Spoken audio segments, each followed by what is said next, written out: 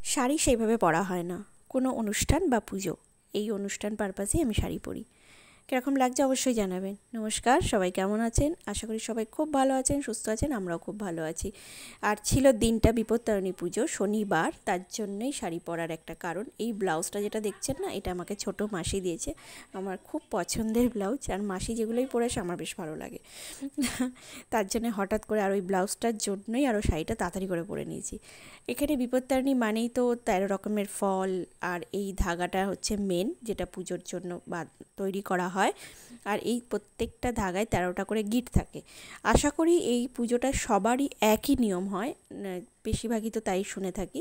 তো 13টা ফল খেতে হবে, কিন্তু 13টা ফলের মধ্যে অনেক ফল এরকম থাকে যেগুলো আমরা নাম জানি না। তো আমি এখানে বাবা ফলগুলো নিয়ে এসেছিলো, প্রত্যেকটা নামই আমি ফলের জানি, তবে একটা ফলের নাম আমি সত্যিই জানি না। যদি আপনারা কেউ জেনে থাকেন অবশ্যই আমাকে কমেন্ট বক্সে জানাবেন, তাহলে আমারও জানা হয়ে যাবে ফলটা অ্যাকচুয়ালি কী ফল। নাম না জানা ফল এখন আমি বলতে পারি, যেটা আমার কাছে অচেনা, অজানা। তবে খেতে খুব একটা খারাপ ছিল না, একটু টকটক ছিল। আর কিন্তু ফলটা আমি জানি না অ্যাকচুয়ালি ফলটার নাম কী।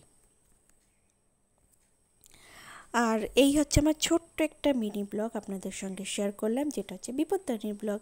আশা করি আপনাদের সবার বিপত্তারিণী পুজো ভালো গেছে, আমাদেরও খুব ভালো গেছে। দাগা আমি বেঁধে নিয়েছি।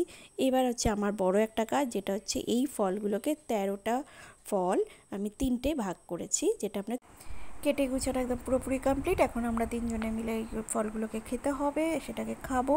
খাওয়ার পরে তারপরে আমরা একটুখানি চা বা অন্য কিছু খেতে পারি। তো চলুন, আমার এই ছোট্ট একটা মিনি ব্লগ, আর আপনাদের কীরকম লাগলো অবশ্যই আমাকে কমেন্ট করে জানাবেন। আর ফলটার নাম অবশ্যই আমাকে একটু জানাবেন, নামটা কী ফলের। মা এখানে এখন আটি খাচ্ছে, আর মায়ের সুগার হওয়ার পর থেকে মা এখন আম টাম খাওয়া ছেড়েই দিয়েছে, মিষ্টি জিনিস, তাই অল্প একটু প্রসাদ হিসাবে এখন এটাকে খাবে।